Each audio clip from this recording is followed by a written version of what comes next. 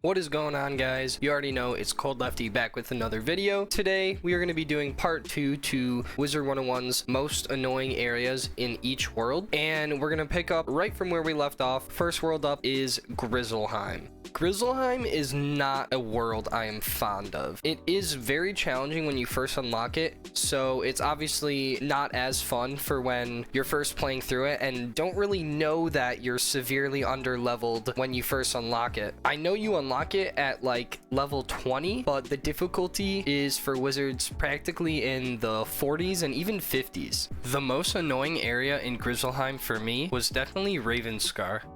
Ravenscar is towards the end of Grizzleheim, so it was one of the areas I had such a challenge with when first playing. I wasn't aware that it had a level 40 plus difficulty to it. On top of the sheer difficulty, the area is super weird and uninteresting. It's pretty repetitive with the dungeons, the looks, and the bosses, and the area itself honestly feels and looks like a dungeon with the different levels you sort of climb up. As a proud skipper of the Wizard101 dialogue, it was hard to stay motivated in this area due to it not technically being part of the main quest line to advance in the game. Next up, we have Celestia. Celestia is another world which I really enjoyed. I might be a little biased though, since it was the last world in the game when I first reached it, and it just felt so cool. The astral schools, the floating lands, and the new level 58 spells were absolutely amazing to me. Being a storm wizard, I remember having so much fun absolutely demolishing enemies with my new spell Leviathan. The most annoying area in Celestia was definitely the Storm Riven.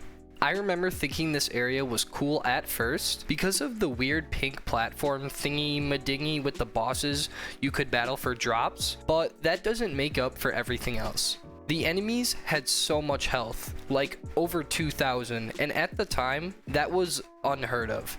I don't know what Kingsisle is feeding the enemies there, but it must be something strong. It also felt obnoxiously long for not even being a final or a really important area to the world. If you are a new player about to reach Celestia, I would tell you to mentally prepare for the challenge of the Storm Riven. Now that we've covered Atlantis, I mean Celestia, let's move on to Zafaria, a world with so much potential, but a questline that makes it hard to enjoy. I really enjoyed the safari and African vibe to it, but there were times when the world dragged on and things got boring. The good news is that it is most boring in the beginning of the world, so once you get past the first few areas, you're in for a good time. With that being said, Zamunda Outskirts was the most annoying area of Zafaria. This area is so small, yet has so many quests to it, it'll drive you insane. It also feels like a Savannah 2.0, so it gets really boring really quickly. The Savannah and Zamunda Outskirts are back-to-back areas, so I am beyond happy that I don't have to play through the beginning of Zafaria again anytime soon.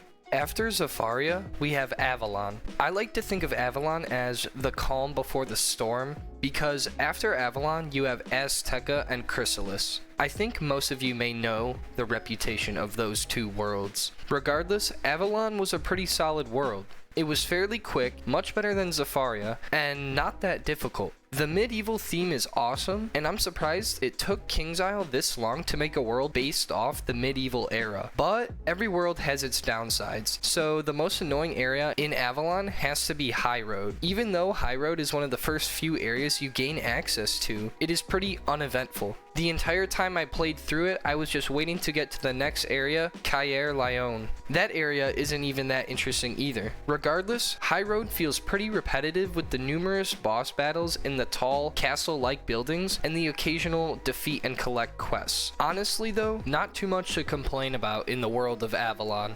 Azteca.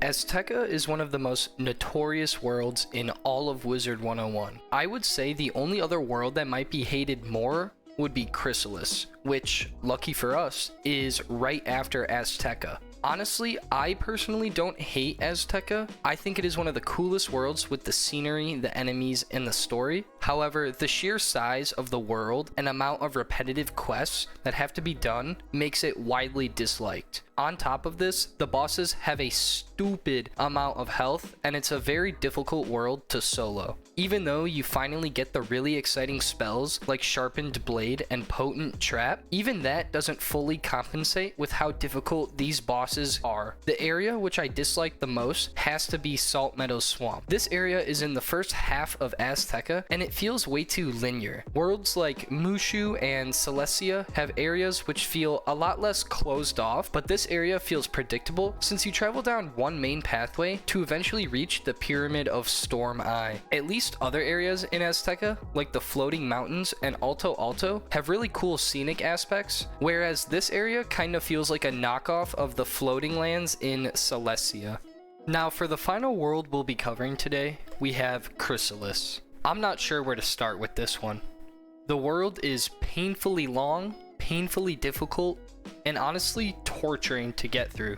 Even though you finally learn shadow magic in Khrysalis, it will still make you want to cry and possibly even quit the game altogether. I will say Khrysalis is a unique world because it basically has two parts to it, and there are probably over 100 boss battles in total. With that being said, I actually found the commons equivalent of the area, Bastion, as well as the Silent Market, where Prospector Zeke is, the most annoying. This is mostly because all other worlds up to Khrysalis have had the main area be somewhat of a safe haven, but that isn't the case with Khrysalis. Literally right when you gain access to Khrysalis, you have to go undercover to gain trust of the enemies. On top of that, there are countless bosses which are just casually chilling in random corners of the areas. To put it simply, the area and the entire world just gives me hella bad vibes, and no one likes bad vibes. Alright guys, that's gonna be the end of today's video. I hope you guys enjoyed it. Please let me know your thoughts and opinions in the comments down below. Make sure to hit the like button if you enjoyed, and of course, hit that beautiful subscribe button to chill with me in future videos. Have a good one, guys.